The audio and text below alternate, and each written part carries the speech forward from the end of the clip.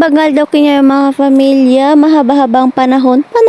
Araw nga din na hindi ako nakapag-upload ng aming vlog dahil gusto ko nga enjoyin ang pagbabakasyon namin sa Pangasinan. Ito nga mga kaganapan bago kami bumiyahe papuntang Sison, Pangasinan. So ayan, kumuha nga sila papang ng murado at kantong para maibenta pandagdag allowance. Habang busy nga sila sa pangunguha ng saging ay nayaya ko nga itong anak ko na pumunta sa tuktok ng bundok para kumuha ng bayabas. Talaga namang kabilis ng panahon dahil malaki na nga itong si Armela at ayan, nagsusulo na nga siyang maglakad. Habang naglalakad nga kami ay tanaw nga dito ang pinagtataniman ng lolo't lola ni Mela at napakaraming ang bandera dyan. Nilagyan nga nila ito ng mga damit-damit or plastic kasi napakaraming ang pupuntang baboy ramo o yung wild na baboy at sinisira nga ang kanilang pananim. Habang naglalakad kami dahil malayo talaga itong pupuntahan namin ay napagod nga si Mela at gusto niya na nga sanang magpabuhat kaso nga lang sabi ko ay malaki na nga siya at akagawa nga siya ng paraan. Ayan, hinihila niya nga yung hose paakyat hanggang sa nakarating na nga kami dito sa tuktok. Grabe nga yung pagod at pawis niya niyan.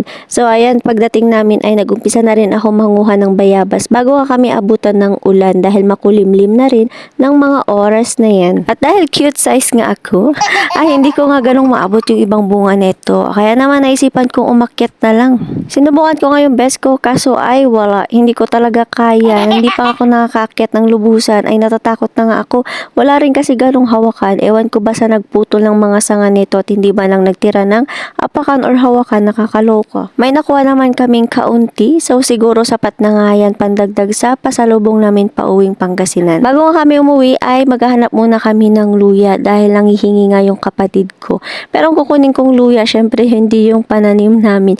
Yung mga kalat-kalat lang ba nagtutubo dito sa gilid-gilid. Maraming part na nga dito sa lupa ni Papang na napagtaniman ng luya at hindi ka maiwasan yung may mga naiiwan ganun tapos yung mga tinatapon at ang ilan dito ay tumutubo pa rin. So ayan, kukuha nga ako or maghahanap ako ng pwede pang gamitin. Tulad na nga lang nito, o diba, maliit nga lang yan tignan pero makakatulong din yan pang halo sa ating mga lutuin. Habang naghahanap at naguhukay nga ako ng luya ay hindi ko nga napansin na pati si Mela ay naguhukay na nga rin. So ayan, may nakuha naman siya. Kaso nga lang ay wala nga itong laman. Natuwa nga ako niyan dahil alam niya na kung ano itsura ng dahon ng luya at nakikihukay na rin talaga. So ito na pala lahat ng aking nahukay. Huhugasan ko na lang yan pag uwi ng bahay. After nga naming may prepare lahat ng aming dadalhin. So ayan, pupunta na nga tayo sa Sison, Pangasinan. Ay nakaka-excite naman magbakasyon. Matagal-tagal na rin kasi yung huling uwi namin. So it is a must na kailangan na talaga naming umuwi dahil baka mailiw nga permijay na nang ko. Feeling ko kasi ay sobrang namimiss na niya yung pinakamaganda niyang anak. Charing. So nag-stop muna kami dahil magdidilig itong asawa ko ng damo. Mga ilang minutong biyahe ay nakarating na nga kami dito sa suki namin na pinagbebentahan nitong mga saging. Ikinilo na nga yan nila Papang and then pagkatapos ay nagchismisan muna sila habang hinihintay or kinukumpute pa nga yung bayad. So mga ilang minuto ay eto na nga yung bayad. Ay talaga namang very good lagi itong si Papang dahil remit sa akin agad ang kanyang napagbentahan dahil alam niya na nawas hindi niya yan binigay ay raratrating ko siya ng sermon. Bago kami magpatuloy sa aming biyahe, pinaliguan muna ni Papang etong aming sasakyan na nahiram para naman magmukhang gwapo parang yung mga nakasakay bakas jay. Dumaan na rin kami saglit ito sa Chongsan para mamili.